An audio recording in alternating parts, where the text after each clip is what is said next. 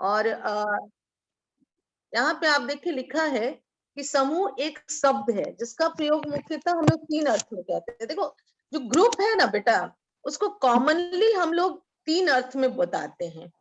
सबसे पहला क्या हम लोग बोलते हैं कि किसी उद्देश्य से जब कई व्यक्ति एक दूसरे के नजदीक हो जाते हैं तो इसे हम समूह की संज्ञा देते हैं, है ना।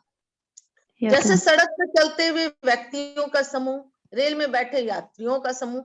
हम लोग कॉमन वे में समूह को क्या बोलते हैं बेटा, जहां पे कुछ लोग अगर एक साथ इकट्ठे हो गए, है ना। जैसे सड़क पे बहुत सारा भीड़ हो जाता है ना, तो सड़क पे बहुत सारे लोग भीड़ में खड़े हो जाते हैं तो हम लोग उसको समूह कह देते हैं। या ट्रेन आप देखिएगा प्लेटफॉर्म पे बहुत भीड़ हो जाएगी, बहुत सारे लोग एक साथ इकट्ठे हो जाते हैं तो हम लोग उसको क्या बोल देते हैं बेटा, समूह, है ना। या फिर दूसरे मीनिंग में हम लोग समूह का कैसे प्रयोग करते हैं, समूह का प्रयोग वर्गीकरण करने के उद्देश्य से भी किया जा सकता है। जैसे हम कह सकते हैं कि मिल मालिकों का समूह, छात्रों का समूह, रिक्शा चालकों का समूह, है ना।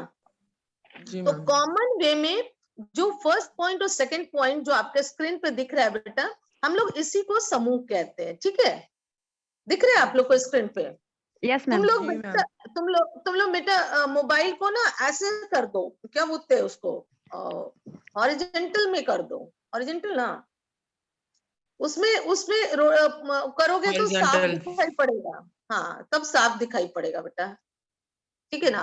तो थर्ड पॉइंट जो है आपका वो है समूह का प्रयोग प्राणियों के एक ऐसे संगठन के लिए भी किया जाता है जिनका एक निश्चित आकार होता है, जिसके सदस्य में अपने लोगों की भावना तथा निष्ठा की भावना के साथ सामाजिक अंतःक्रिया होता है। तो आप देखिए कि ऐसे कॉमनली हम लोग जो फर्स्ट और सेकंड पॉइंट है, यही 2 पॉइंट के आधार पे हम लोग समूह को कहते हैं कि समूह या तो कहीं पे 10 आदमी इकट्ठा हो गया, चाहे वो सड़क हो या रेलवे स्टेशन हो, तो उसको हम लोग समूह कहते हैं। या फिर ग्रुप, या फिर वर्गीकृत करने में, क्लासिफिकेशन करने में, जैसे कह देंगे कि ये छात्रों का समूह है, ये या फिर लड़कों का समूह है, ये लड़कियों का समूह है, समझे ना।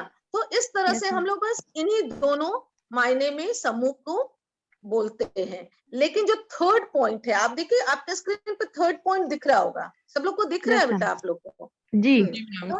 हाँ, थर्ड पॉइंट में क्या लिखा है बेटा, थर्ड पॉइंट में लिखा है कि समूह का प्रयोग प्राणियों के एक ऐसे संगठन के लिए भी किया जाता है जिनका एक निश्चित आकार होता है तथा जिसके सदस्यों में अपने लोगों की भावना तथा निष्ठा की भावना के साथ सामाजिक अंतःक्रिया होता है। अब देखो अंतःक्रिया का मतलब आप लोग जानते हो, कोई बताओगे कि अंतःक्रिया का मतलब क्या होता है? What is interaction? उन्मोल या फिर हेमू, आपको किसी को पता है बेटा व्हाट इज इंटरैक्शन? बताओगे आप लोग?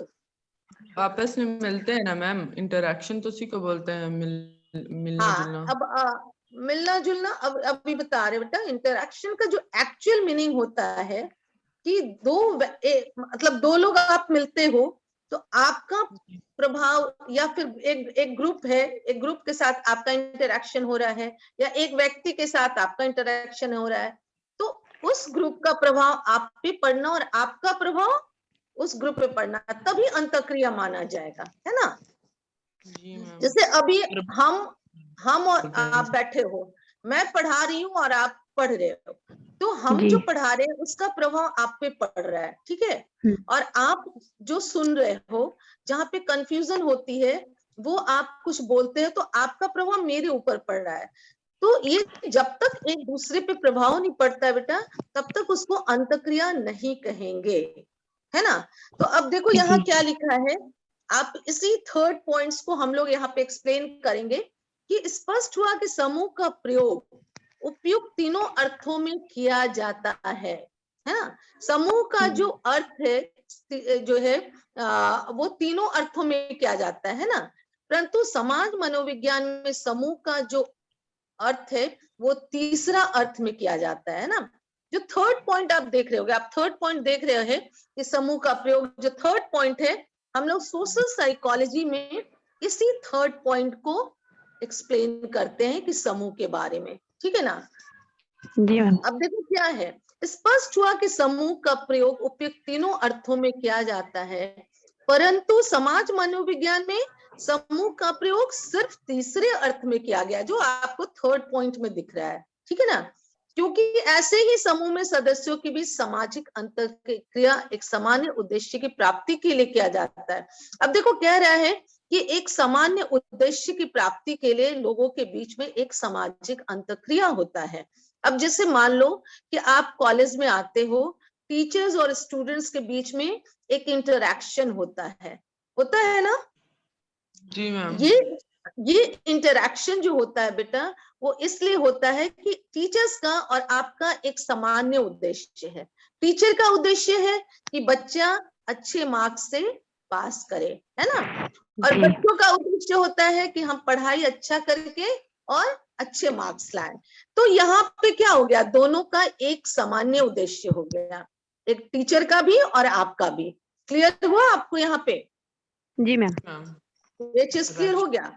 तो हाँ, तो ये एक सामान्य, मतलब हम लोग जब कहेंगे कि समूह क्या है, पहले हम समूह को एक्सप्लेन कर रहे हैं बेटा, ध्यान रखना।